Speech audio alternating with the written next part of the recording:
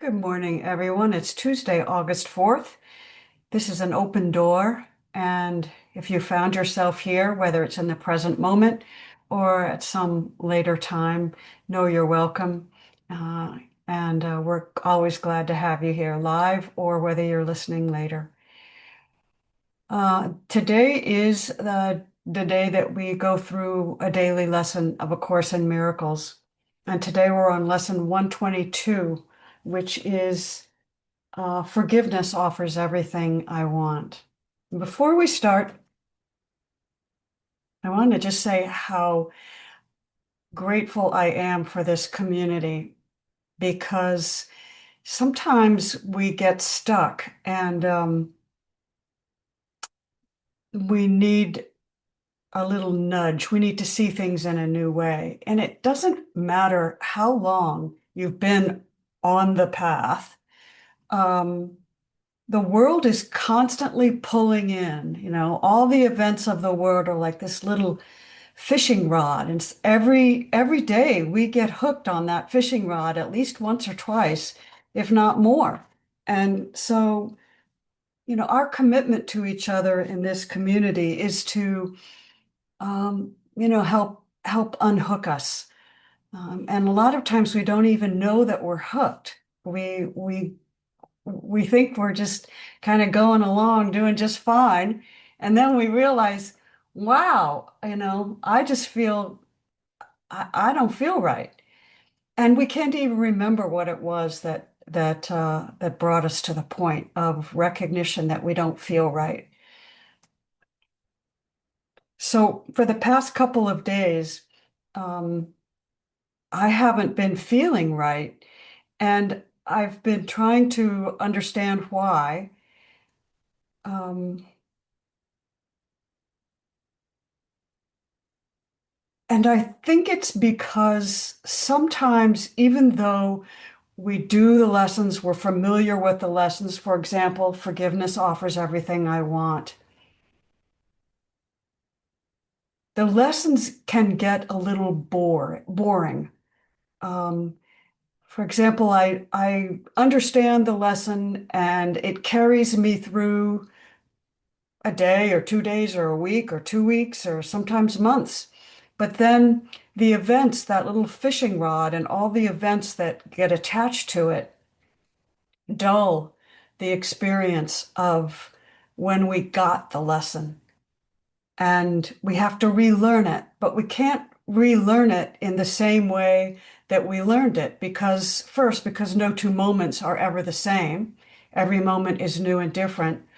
And because it almost has to come at us from another angle and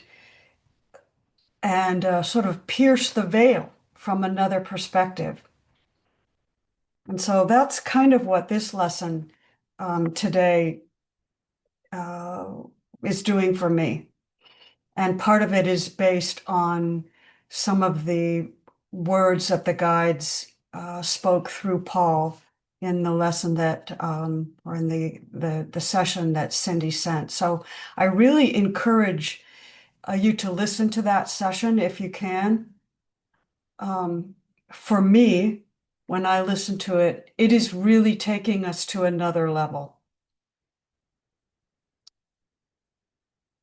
And I think I, part of my difficulty over the past few days has been feeling tired because I feel as though I have to work so hard to be what I know I am. So I have to work to forgive.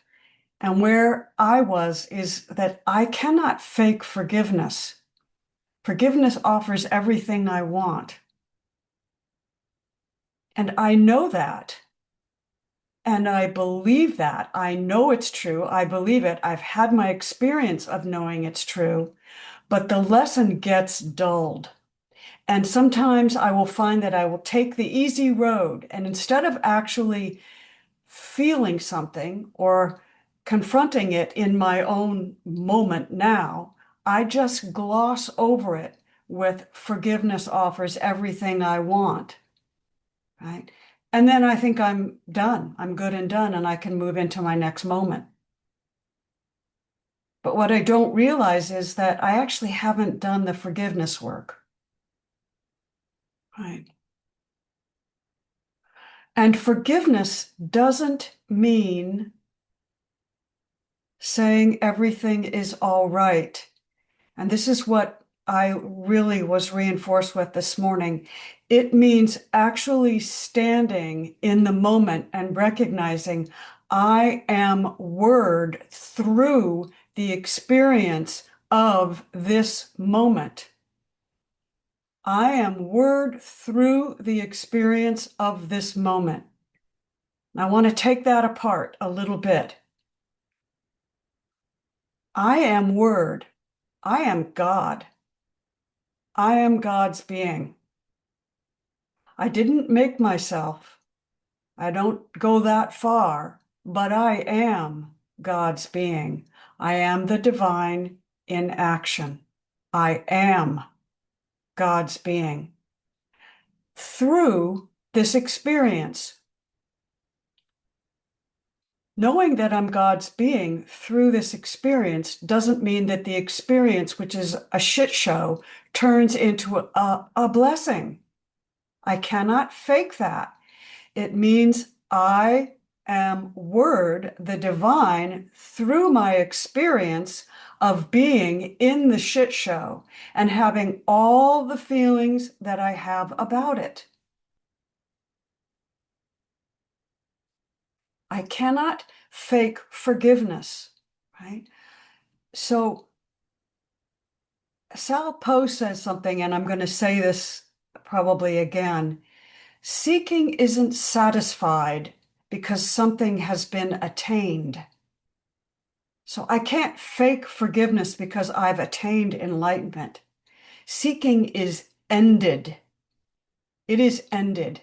It is not attained. It is ended through the knowing I am word through this experience.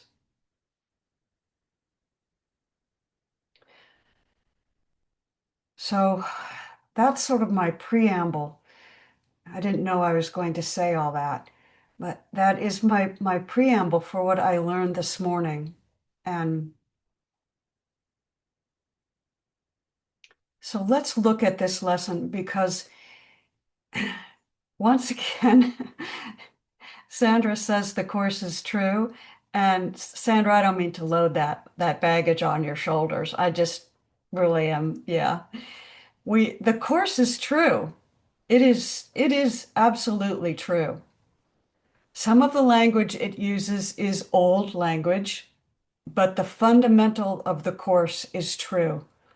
So let's look at lesson 122. Through knowing, I am word through this experience. I am word in movement. I am driving my car at 60 miles an hour, and there's a brick wall in front of me, and I am still word with my foot on the gas pedal and knowing I am both the car, the gas pedal, and the wall in front of me. I am word through all of it. Okay.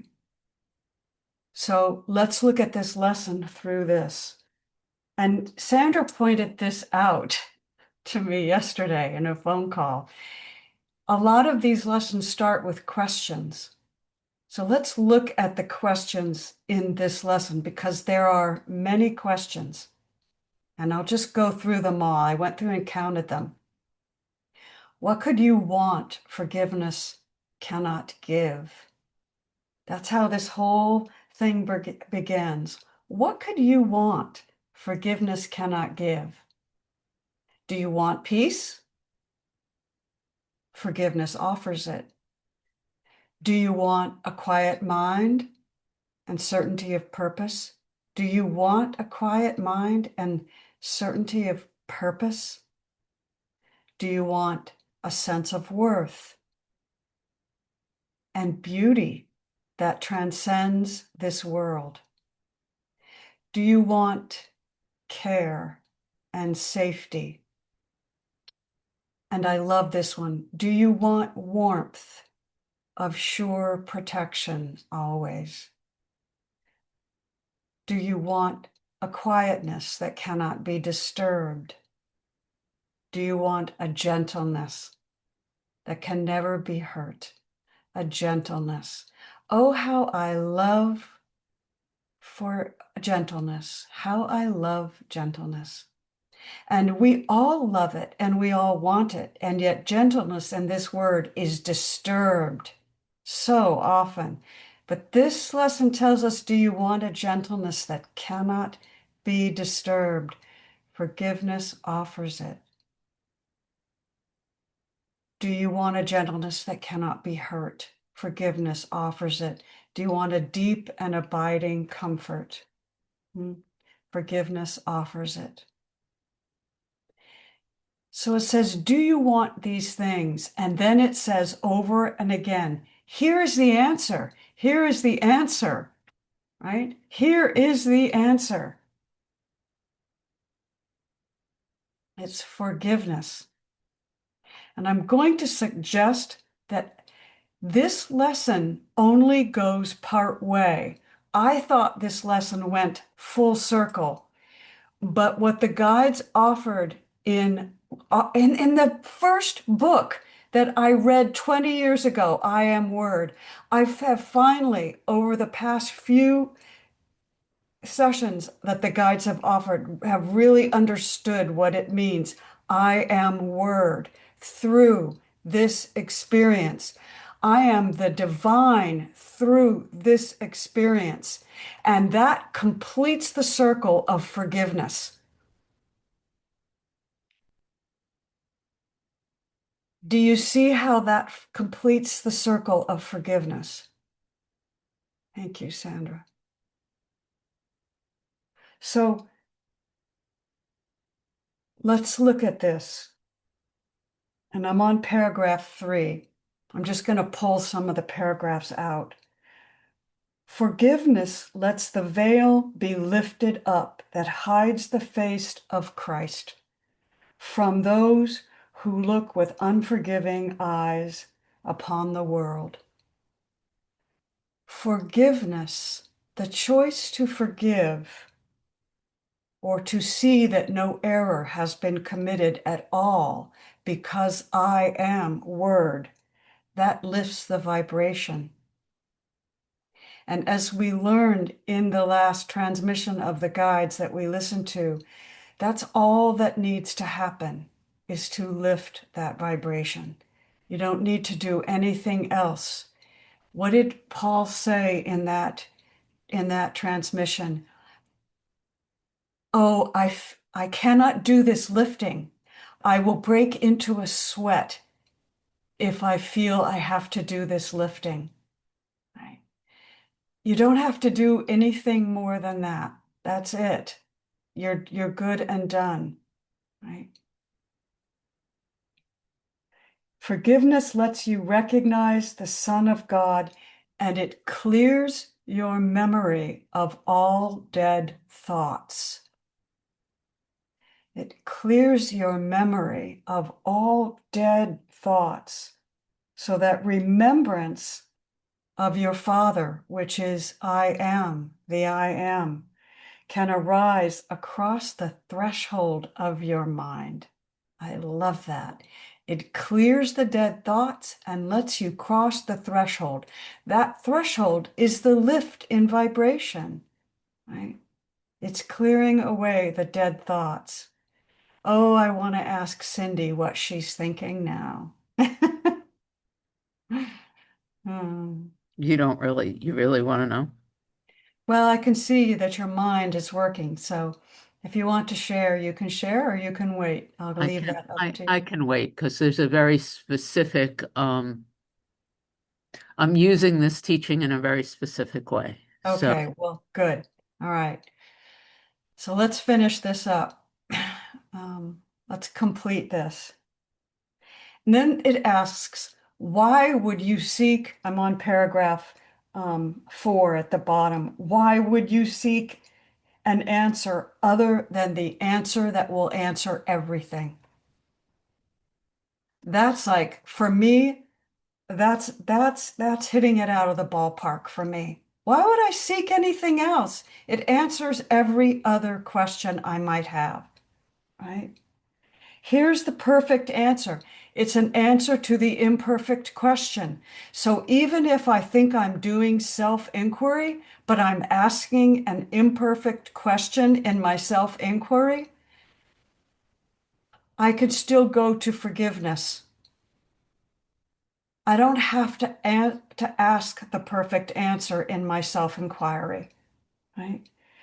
A meaningless request. Oh, I think I'm in prayer, so I can ask for a prayer, but it could be a meaningless. Even my prayer doesn't have to be perfect. Forgiveness hits it out of the ballparks and takes me straight to home base. A half-hearted willingness to hear. Okay, I can sit in meditation and sit in stillness and try and hear. What did Alka say in her chat? What did she say? Ego doesn't like forgiveness. That's right. So the ego can answer, but I don't even have to listen to that half-hearted willingness to hear. I can go straight to forgiveness and less than halfway diligence and partial trust, right? Even if I haven't taken all of the things that that little fish hook has caught on its hook, I can still go straight to forgiveness, and all those things are released. The fish hook is cleared. I can go straight to forgiveness and clear my table. I can clear the plate in the moment, right? And especially when I know I am word through all I am experiencing. That means even the mistrust. I am word through my mistrust. I am word through my half-hearted attempt. I am word through the recognition that I do not trust in this moment. I am word through the recognition that I do not like myself. I am word through the recognition, as Rana said, that I got on the scale and I'm 2 pounds heavier than I was this morning. I am word through my knowing I am word. Here is the answer. And I love this. I'm on paragraph 5 now. God's plan for salvation, which is oneness, cannot change, nor can it fail. I love that. It can't change and it can't fail. So rest easy. Rest easy. It isn't going to change. You don't have to do anything, and it can't fail. You are already there, right? And I love this next sentence. Changelessly, it stands before you like an open door with warmth and welcome, calling from beyond the doorway, bidding you to enter and make yourself at home where you belong. I'm reading this fantasy book. I find that I love fantasy, and that's pretty much all I'm reading because it always ends well. And I know before I even open the first page of the book that it's not true. I don't have to pretend, right? And the fantasy always ends a chapter with everybody gets into the warm hearth. There's a fire in the fireplace, and there's ale and wine, and everybody can partake in it, right? And there's plenty of furs to go around, and everybody's happy, right? That's what this sentence says to me. Forgive, forgive, forgive. You don't have to battle anybody or anything. I am word through my knowing that I'm in battle, even now. And I don't know how to get out of the battle now. But I'm word through my knowing that I don't know what I'm doing. I'm word through that. Word, I am word. I say that in the moment when I'm completely confused and I can feel the lift in my vibration. And that's all I need to do, is be with my moment as it is now. And that is forgiveness, offering everything I want. Here is the answer. Forgive and be forgiven. As you give, you will receive. When I say, word, I am word through this experience, I am acknowledging the experience. I'm receiving the experience as it is, even if it's a shit show. I am saying, I receive the shit show and I give it back. Word, I am word through this experience. I receive the experience and I give the experience back as I experience. My willingness to have the experience is giving it back to all that is. All that I receive, I give, and all that I give, I receive. So when I receive and I give through knowing myself word, through the experience, I'm lifting the experience to the upper room. And what I receive next will be in the vibration and the quality of the upper room. There is no plan but this for the salvation of the Son of God. All the complexities the world has spun of fragile cobwebs before the power and majesty of this extremely simple statement of truth.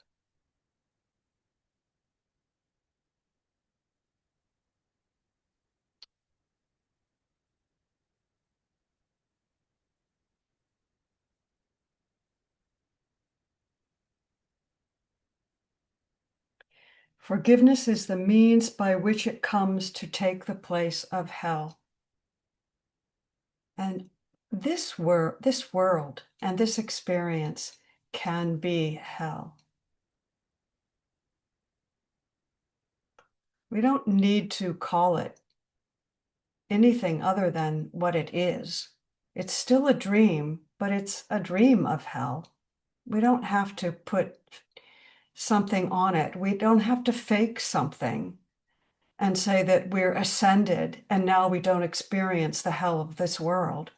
We don't have to say that we're awakened and now we don't experience the hell of this world.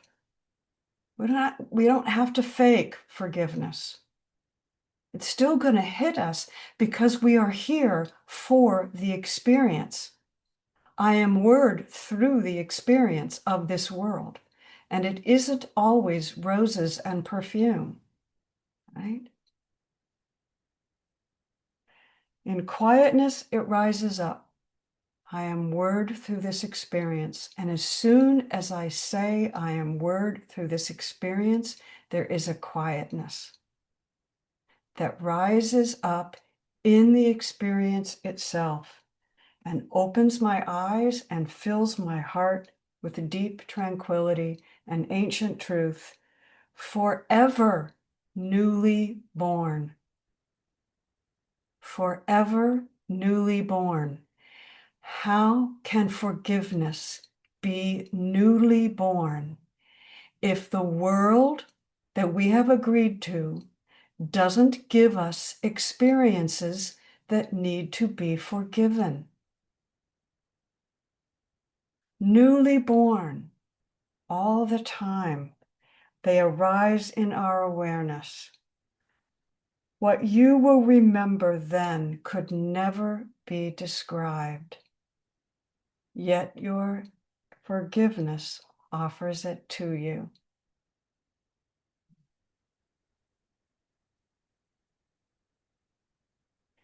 So that is what I have today.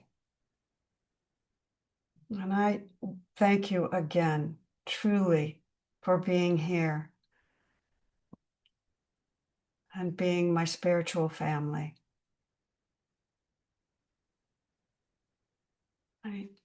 So seeking is not satisfied because something has been attained. I don't attain the ability to forgive and then end my seeking. It's going to keep showing up for me. Seeking is ended. It is ended, not attained. Seeking is not satisfied. It's not satisfied forever. Like, oh, I've got it now.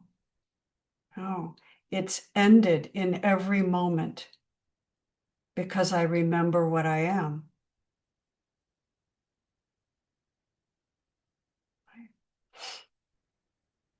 I am free, I am free, I am free.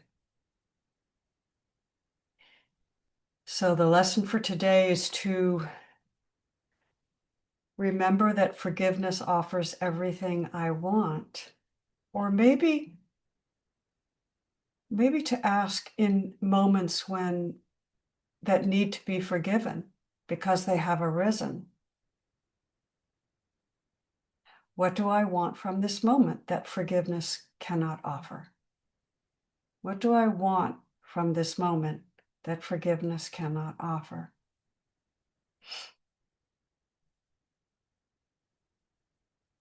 I could say more. I could probably talk the rest of this hour, and I will if no one has anything to say. But I'm going to be quiet now and let Cindy say what she wanted to say. Maybe that'll start discussion. Thank Take you. it away, Cindy. So the first thing I want to say, well, thank you. Man, I love us. There's a lot of energy here, so I'm gonna do this slowly. The teachings are weaving themselves together, and it's I don't want to, nor do I believe it's possible in this moment for me to say this is how this lesson is working in isolation, because that doesn't even make any sense to me. Um,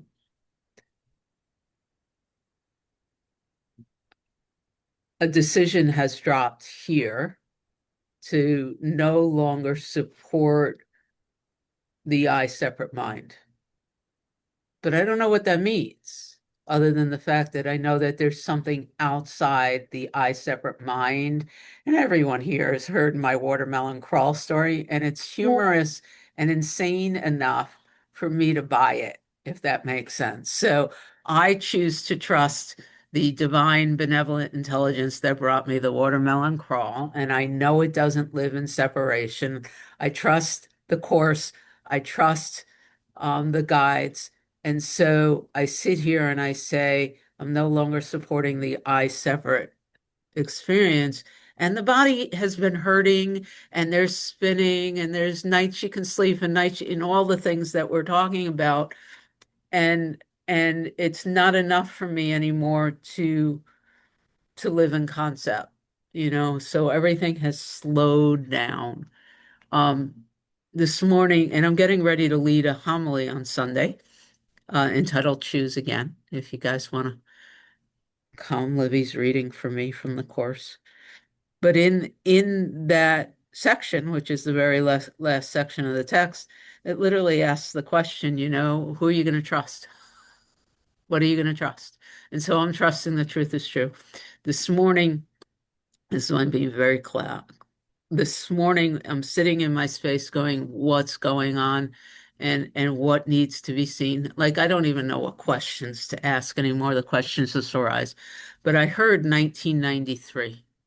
In 1993, there's a lot of trauma, and I might share some of that trauma in the next meeting, but it was a year-long trauma bomb, and somehow this morning in my writing and my contemplation, it was called a wall, and there's this energetic feeling that it's almost like a bag of stuff, of density, of heaviness that I don't choose to live anymore that's still in my physical space.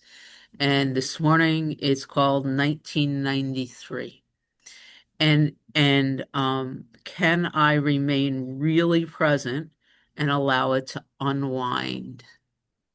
and that's what I'm choosing. That's so it's not, even though it can only happen in the eternal now, you didn't mention that, I don't think, but the guides in this recording literally stated, and William, I sent you the link, emailed you the link. They stated that the only place God exists is in the eternal present now. But that's the same place that my past exists. It's the same place where all thoughts of the future exist. So Mhm. there's this story from that is being labeled right now 1993. But what I saw very clearly this morning is the only way that story can affect who I am right now is if I believe I was a character that existed in 1993 and that at any given time I was separate from God. Mhm. So I wasn't, since God is all there is and there's only the eternal now. And it's even hard to be speaking because there's all of these bits of dense stuff that got stored because it wasn't fully processed in the story of 1993. And so it's a forgiveness process. It's a um, holding the wording process. Like I don't even want to put a lot of words to it. Mostly right now, it's how quietly present can I be while all of these things come up to be brought to the upper room and trans become something other. Like the words are hard because the energy is hard. And I'm watching myself almost continuously being knocked out. The other thing, has been spending some time with Jim Self and some of his programs. And I'm understanding now that when my eyes start pulsing and my body starts shaking, I now understand that that's when whatever I want to call me, and I don't understand that, but something pushes me out of the body and the body responds because some level of consciousness has left it. And I am now actively working to stay in consciousness and in whatever's going on in the body while all this forgiveness work is being done by the aspect of me that knows what's going on. So that's what's happening here right now. I don't know how clear I was, but I do know that the course is real. I know that there's a divine benevolent energy that is taking care of us. And I do also have this strong knowing that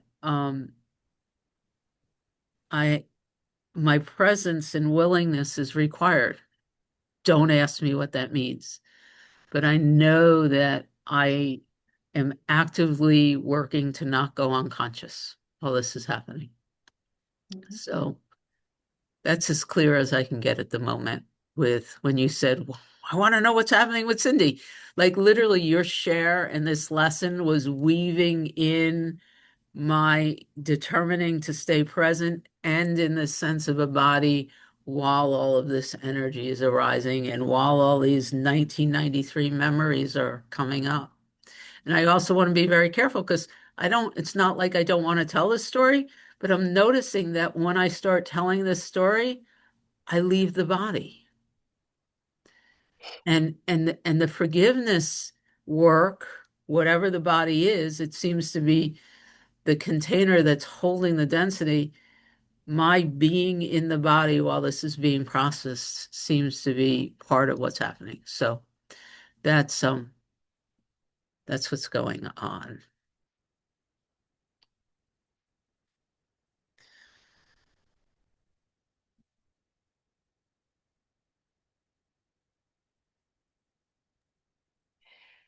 Um, what I wanted to say as you were talking, Dago and then Lonnie, I just want to say sometimes the emotional stuff can feel like you're in a car going at 60 miles an hour and you're going to hit the wall. And that's what I really appreciate about wording in a really new and more deeply resonant way. It's just, okay, I'm going to hit the wall. I'm word through hitting the wall. And I don't know what's going to happen. I might come out of my body. I don't know. I might collapse into a puddle in the floor. I don't know. But I know that if Source is here in this moment and only in this moment, that it's only in this moment of hitting the wall that I will know what Source has for me. So it's hard to know that when you're thinking I'm going to hit the wall. That's why I like wording so much. And anyway, Ndago and then Lonnie. Thank you, Cindy. Thank you, Cindy. Thank you, everyone. Um, I just want to say I love being together. I just love these teachings. They just, at least for me, and I think for many of us, they bring us back to who we are. They stop all the mind and they bring us right back. Oh, I'm here. Oh, I'm spirit. Oh, I am love. Oh, my father loves me. And it's just that's why I can't speak because the love I feel is just there's no words. But what I just loved, I was reading and I highlighted a few things, is that partial trust. And I love that because I don't trust everything. Or Indigo doesn't trust everything. But Indigo knows that everything is love and God from these teachings that have been given to us. So that's just what I want to say. And there's so much, but that was what I want to say. So thank you so much. And thank you so much for sharing. Thank you, Indigo. And I love that partial trust too. Half-hearted attempts and partial trust. I mean, it's like God's got your back no matter what. Thank you, Indigo. Lonnie, you're up next. Good morning, family. Well, I both do and don't want to speak right now. Um, oh, my heart's beating. I could cry. I don't even understand all of this right now. I think it's part of me just not wanting to speak, but having to say this out loud. Because every single time, this is what's happening right now for us. Every single time you say the word forgiveness, there's a scream that happens. And it says, what is there to forgive? What is there to forgive? And I'm trying to listen to what's being said because I understand, or I'm in an understanding right now, that part of what I'm doing here is the listening to how things are being received. And it's not a judging of it, it's just a listening to it. But today, every time that word forgiveness is spoken, what is there to forgive? And so I didn't ask any questions. I went and I said, let me look at the definition of what it said it is. And so I looked at the definition, and there was that ring that I hear of truth. And then there's this conference, this discussion going on. And the sentence was completed. If you know who and what you are, what is there to forgive? And I get that. And so then I sat here and actually Cindy kind of was on a bandwagon with me because I went back to what others have identified as some of the offenses against the body, the worst offenses, and kind of sat in them as I was sitting here and realized that there's no energy there anymore. There's no charge. And I have to say this exactly as it's being said through me in me right now. And who's claiming it is Earl, is that once we know that we are who and what we are as divine beings, In truth, what is there to forgive? We have been exactly who and what we were and could be in the moments that we were that. Do we have to forgive ourselves for being what we didn't know any better than to be? So we're not asking a question out there, but continuing to ask the question internally of, in truth, what is there to forgive? If, as an expression of the divine, I was in the experience of the divine, and now in the knowing of who and what we are, all is as it was to be.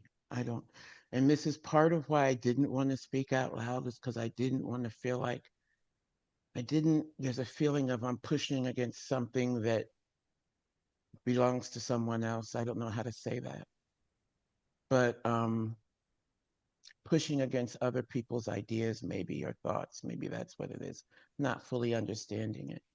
But I know that in right now, the desire not to speak that was the desire not to engage in any kind of a need for agreement.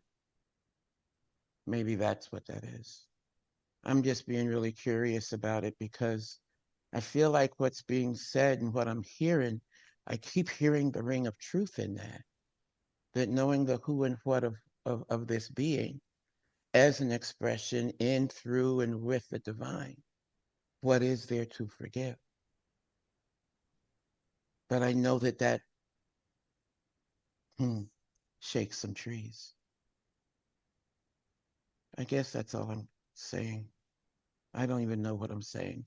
I'm intuiting some of it because I recognize it in my own experience. One of the things I was going to say before this even started was about how absolutely thrilled and happy we are that we are in the talk of embodiment. And in listening to the lesson, this seemed like very much a lesson, especially when you spoke about your experience, Amy. That was a lesson of embodiment. That was a lesson of it's more than the words coming out of the mouth. It's about embodying that practice in those words. So I was there with that.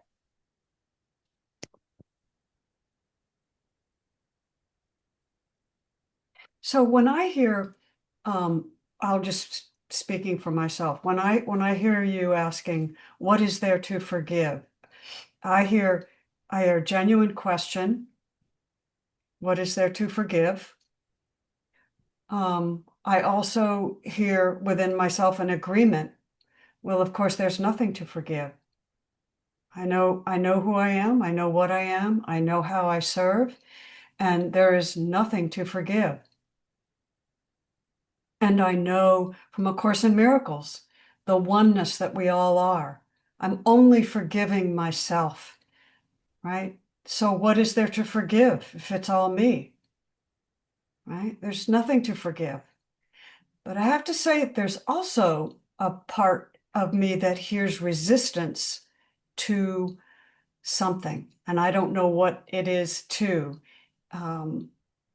And I can only say for myself what it was. And for me, it was resistance to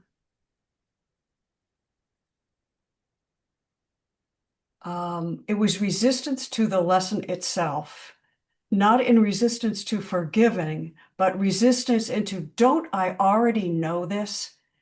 How many times have I known this? How many times have I been through this? And still, I look at what's going on over here or over there, and it triggers me. And I find that I have to forgive it. So why the hell do I have to keep learning this over and over and over again? That's the resistance that I notice in myself. And I can go on for a day or two being in resistance and not really knowing what it is, just knowing that I'm not quite right. And this morning was what turned that corner for me, right? I'm in resistance because I think I should already know Mm. this. right? And so that's my response. And then, so I want to thank you for that share, Lonnie. That was really, for me, an absolute example in the here and now about how we are all connected, all connected. We hear the word forgiveness, and somehow there's the implication that there is something that was wrong or there's something that should not in some way have been done. And for us, if all is God, all is the divine, then all is literally as it should have been. And so I think that's why it rings as such an off note. We, and that the one in the system that deals with frequency is talking about the fact that the frequency of forgiveness also continues to rest in this low place of there must be something wrong, as opposed in this high place of freedom. And I don't know how else to say that, and I'm going to stop Mhm, talking. mhm, mhm. Okay. I think there's more there, but let's but it will come as it should. It will. Sandra and then May. Good morning. Good morning. Um,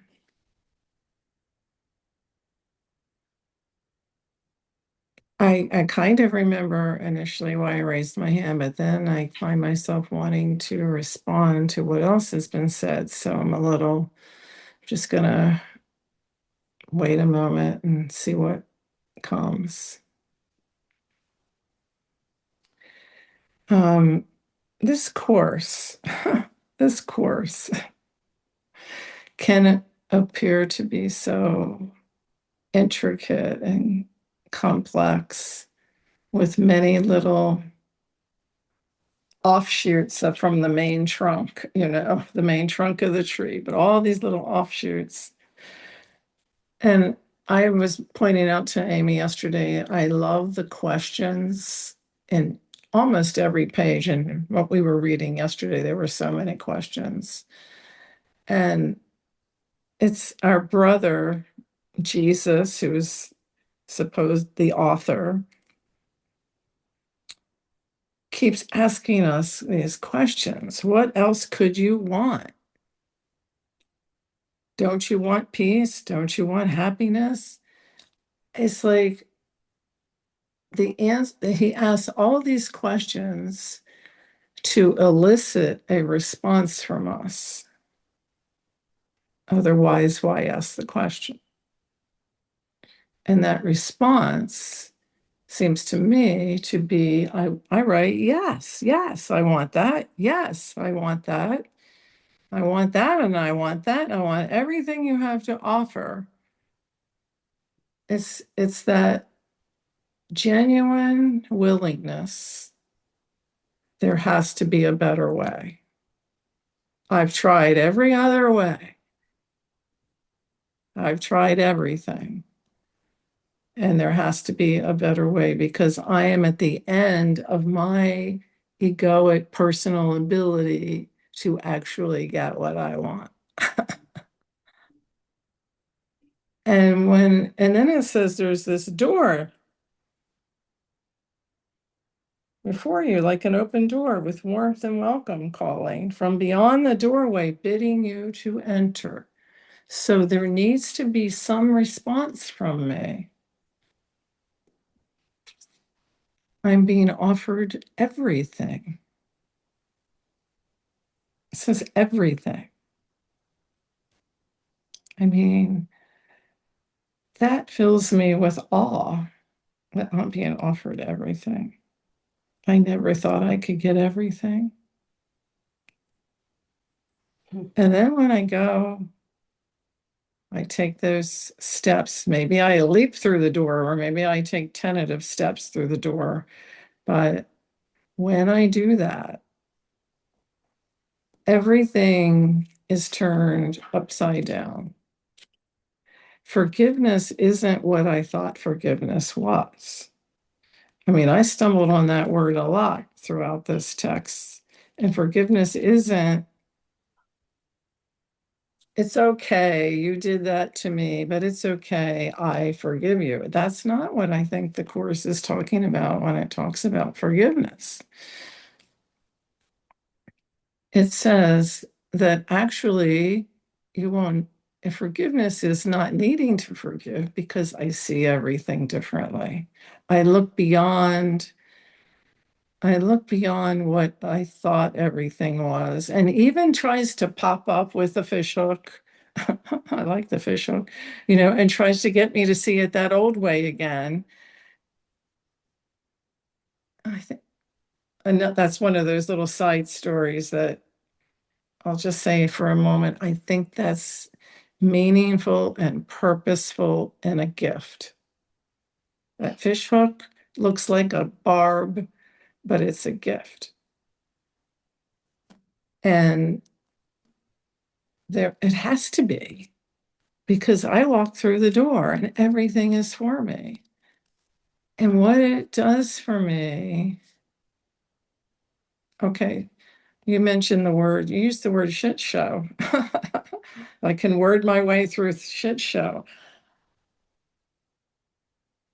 I actually think my responses to the fish hook and to the things of the world are appropriate. Because in this new way of seeing, I have great compassion. Maybe I have even more compassion and more love and more sensitivity to the hurts and the troubles of the world. So the forgiveness part is to see within the people, within them, the little tiny flame or the bright light, and then also beyond it, within and beyond, and see all of it differently. There's a kind of acceptance that I am going to taste this too. It may taste bitter. It may taste awful. It may make me want to throw up, and I'm going to taste this also. And all through it, here's the difference for me. Now, as I'm crying for someone or feeling grief with them or holding them, I am being held also. There's a larger embrace that's holding me through this. So I don't have to have any mantra or any words to get me through it, because I am automatically held in a way that I can't even comprehend and I can't articulate very well. But all I have to do is be willing, all I have to do is say yes and believe the truth instead of believing the lies. But that doesn't mean I'll stop feeling what it's like to be a person in this body on this earth going through all these different things. And yes, I am word through those things, but I'm also word through the beauty. Through all of it. It's Through all all in of it. agreement. I It's get all to in be, agreement. it expands even the beautiful moments. It expands everything. So I know it's like, I hope, I want so much I don't know if you feel this way, you may too. I want so much to share this. I want to experience it with you. And that's why I speak up. I so understand, Lonnie, so much. I mean, sometimes when you speak, I think you're speaking for me. I want to share and I don't want to share. It's like, it's like, but it's all supposed to be like that. So this course is quite simple when I don't go off onto all the different alleyways and pathways that it could take me. And it page after page after page, lesson after lesson, keeps offering bliss, even in difficult circumstances. So that's me. Thanks for listening, guys. Thank you, Sandra. This course offers bliss even in difficult circumstances. That should be the second title underneath A Course in Miracles. I love it. All right, May, thank you for your patience. You're going to close us out. All right. Yeah. Um, Ideas grow stronger when shared. And I think that's expandingly true in so many senses. And that's why like these conversations are so important. And there's this knowing that there is an expanding sense of this unfoldment. And I like what you said, Amy, on the recording from Friday, where we're swinging on the monkey bars and we're swinging to the next one, but we don't know, we can't see where it is. Like we don't fully know, which I think is really a pivotal part of this teaching that we're in recipients of right now. And there's such a gratitude to be in recipients of this type of work and a wanting to share it. But there is also, we are being told continually throughout like many years of these teachings that the sharing is done just by being submerged in the idea, like letting it just fully. And it's hard. It's like it's not always easy to remember to be word through this encounter, but there is a sense, there's a knowing that regardless of our acknowledgement of it, it is completely true. And the acknowledgement of it, it shares the idea within ourselves. It's full circuit of that. I was also thinking about how when animals are in a traumatizing experience, they're able to just shake it off immediately. They shake off that trauma. They do emotion with their body as their circuit board of response and and like input, and they're able to just do it. But we tend to hold on to it. It transforms our form in it. And I think there's ways where we can support each other through this, and also like there's like an osmosis of forgiveness and acceptance that all of these experiences of accumulation we we've been gifted with. It's the hook that's barbed and just and nasty looking, but it gives you a big scar, but it's also a gift because we know better now. Like we're able to respond to our environment in a different way. Um, yeah, trying to remember what else, but I think that's it. Thank you guys. Thank you. That was a gem. What did you say? Something is expanded through knowing or deepened through sharing. Yeah, I think that's why Cindy, I think, never says anybody talks too much. Now, Lonnie, you are going to close us out. Yeah, may spark something in me, and it's that thing of animals jumping up and shaking it off. What they do is they complete a process that humans tend not to complete. So that they complete that process of being caught, believing themselves to be caught, and therefore going to die in an acceptance of that. And then they get thrown off to the side because the predator wanted live prey, and they have a chance to complete their process and come back in. And what happens is they don't wake up from that thing. And it's not like, where's the lion that had me? They jump up. If you ever watch, they jump up and they just float on off. So what humans often do is they take an inhale when something happens that they never exhale. Mm-hmm. And they end up walking with that energy until they find a way to exhale it, for Mm-hmm. lack of a better term. We're Mm-hmm. of nature too. We have that same instinct, but we, for whatever reason, have forgotten it and we don't get to complete the cycle. Mm-hmm. Sure. Thank you for that. So everybody can go shake, do a lot of shaking. All right, I'm going to turn it back over to Cindy. I love us very much. I'm going to stop the recording.